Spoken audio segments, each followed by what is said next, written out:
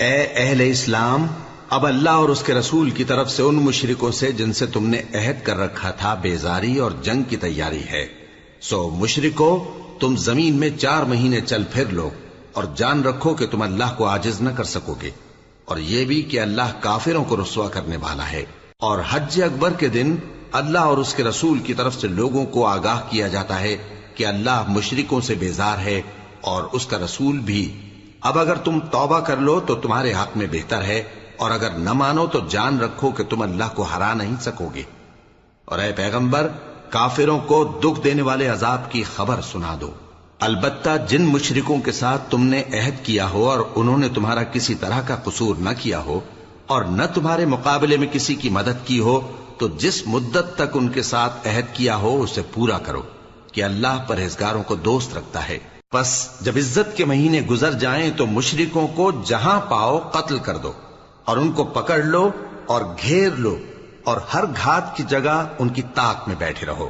پھر اگر وہ توبہ کر لیں اور نماز قائم کرنے اور زکوٰۃ دینے لگیں تو ان کا رستہ چھوڑ دو، بے شک اللہ بخشنے والا ہے، مہربان ہے۔ اور اگر کوئی مشرک تم سے پناہ کا خواستگار ہو تو اس کو پناہ دے دو، یہاں تک کہ وہ کلام اللہ کو سننے لگے، پھر اس کو امن کی جگہ واپس پہنچا دو، اس لیے کہ یہ بے خبر لوگ ہیں۔ بھلا مشرکوں کے لیے جنہوں نے عہد توڑ ڈالا، اللہ اور اس کے رسول کے نزدیک عہد کیسے قائم رہ سکتا ہے؟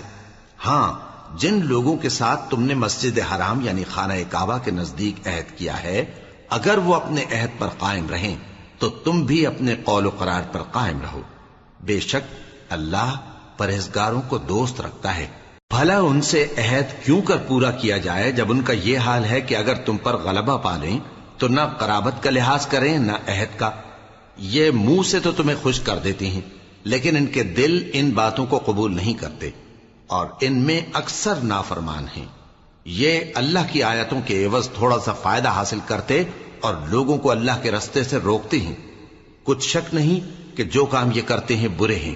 یہ لوگ کسی مومن کے حق میں نہ تو رشتہ داری کا پاس کرتے ہیں نہ عہد کا، اور یہ حد سے تجاوز کرنے والے ہیں۔ اب اگر یہ توبہ کر لیں اور نماز پڑھنے اور زکوٰۃ دینے لگیں تو دین میں تمہارے بھائی ہیں، اور سمجھنے والے لوگوں کے لیے ہم اپنی آیتیں کھول کھول کر بیان کرتے ہیں۔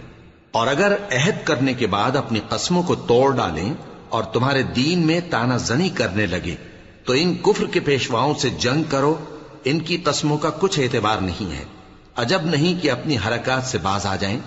بھلا تم ایسے لوگوں سے کیوں نہ لڑو جنہوں نے اپنی قسموں کو توڑ ڈالا اور پیغمبر کو وطن سے نکالنے کا ارادہ کر لیا، اور انہوں نے تم سے عہد شکنی کی ابتدا کی۔ کیا تم ایسے لوگوں سے ڈرتے ہو؟ سو ڈرنے کے لائق تو اللہ ہے اگر تم ایمان والے ہو۔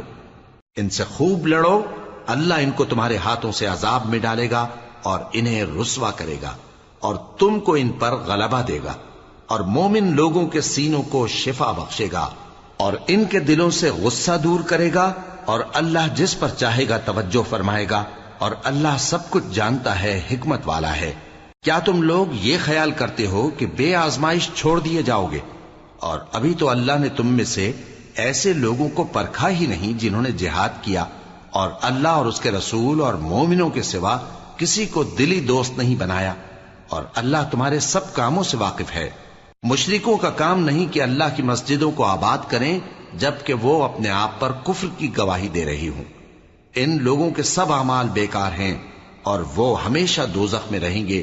اللہ کی مسجدوں کو تو وہ لوگ آباد کرتے ہیں جو اللہ پر اور روز قیامت پر ایمان لاتے اور نماز پڑھتے اور زکوٰۃ دیتی ہیں، اور اللہ کے سوا کسی سے نہیں ڈرتے۔ یہی لوگ امید ہے کہ ہدایت یافتہ لوگوں میں سے ہوں۔ کیا تم نے حاجیوں کو پانی پلانا اور مسجد حرام یعنی خانہ کعبہ کو آباد کرنا اس شخص کے اعمال جیسا خیال کیا ہے جو اللہ اور روز آخر پر ایمان رکھتا ہے اور اللہ کی راہ میں جہاد کرتا ہے؟ یہ لوگ اللہ کے نزدیک برابر نہیں ہیں، اور اللہ ظالم لوگوں کو ہدایت نہیں دیا کرتا۔ جو لوگ ایمان لائے اور وطن چھوڑ گئے اور اللہ کی راہ میں مال اور جان سے جہاد کرتے رہے، اللہ کے ہاں ان کے درجات بہت بڑے ہیں، اور وہی مراد کو پہنچنے والے ہیں۔ ان کا پروردگار ان کو اپنی رحمت کی اور خوشنودی کی اور بہشتوں کی خوشخبری دیتا ہے جن میں ان کے لیے ابدی نعمت ہے، اور وہ ان میں ہمیشہ ہمیشہ رہیں گے، کچھ شک نہیں کہ اللہ کے ہاں بڑا صلہ تیار ہے۔ اے اہل ایمان، اگر تمہارے ماں باپ اور بہن بھائی ایمان کے مقابل کفر کو پسند کریں تو ان سے دوستی نہ رکھو، اور جو ان سے دوستی رکھیں گے وہ ظالم ہیں۔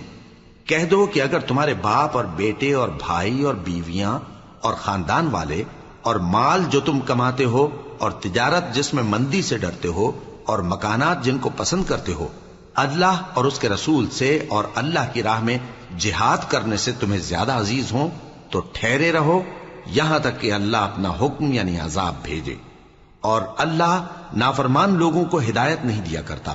اللہ نے بہت سے موقعوں پر تم کو مدد دی ہے، اور جنگ حنین کے دن جب کہ تم کو اپنی جماعت کی کثرت پر غرہ تھا تو وہ تمہارے کچھ بھی کام نہ آئی، اور زمین باوجود اپنی فراخی کے تم پر تنگ ہو گئی، پھر تم پیٹ پھیر گئے۔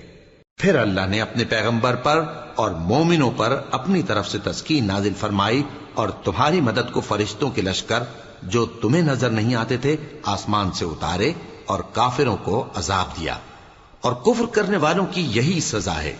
پھر اللہ اس کے بعد جس پر چاہے مہربانی سے توجہ فرمائے، اور اللہ بخشنے والا ہے، مہربان ہے۔ مومنوں، مشرک تو پلید ہیں، تو اس برس کے بعد وہ مسجد حرام یعنی خانہ کعبہ کے پاس نہ جانے پائیں، اور اگر تم کو مفلسی کا خوف ہو تو اللہ چاہے گا تو تم کو اپنے فضل سے غنی کر دے گا، بے شک اللہ سب کچھ جانتا ہے، حکمت والا ہے۔ جو لوگ اہل کتاب میں سے اللہ پر ایمان نہیں لاتے اور نہ روز آخر پر یقین رکھتے ہیں اور نہ ان چیزوں کو حرام سمجھتے ہیں جو اللہ اور اس کے رسول نے حرام کی ہیں، اور نہ دین حق کو قبول کرتے ہیں، ان سے جنگ کرو یہاں تک کہ ذلیل ہو کر اپنے ہاتھ سے جزیہ دینے لگیں۔ اور یہود کہتے ہیں کہ عزیر اللہ کے بیٹے ہیں، اور عیسائی کہتے ہیں کہ مسیح اللہ کے بیٹے ہیں۔ یہ ان کے منہ کی باتیں ہیں، پہلے کافر بھی اسی طرح کی باتیں کہا کرتے تھے، یہ بھی انہی کی ریس کرنے لگے ہیں۔ اللہ ان کو ہلاک کرے، یہ کہاں بہہ کے پھرتے ہیں۔ انہوں نے اپنے علماء اور مشائخ اور مسیح ابن مریم کو اللہ کے سوا معبود بنا لیا، حالانکہ ان کو یہ حکم دیا گیا تھا کہ معبود واحد کے سوا کسی کی عبادت نہ کریں، اس کے سوا کوئی معبود نہیں، اور وہ ان لوگوں کے شریک مقرر کرنے سے پاک ہے۔ یہ چاہتے ہیں کہ اللہ کے نور کو اپنے منہ سے پھونک مار کر بجھا دیں، اور اللہ اپنے نور کو پورا کیے بغیر رہنے کا نہیں، اگرچہ کافروں کو برا ہی لگے۔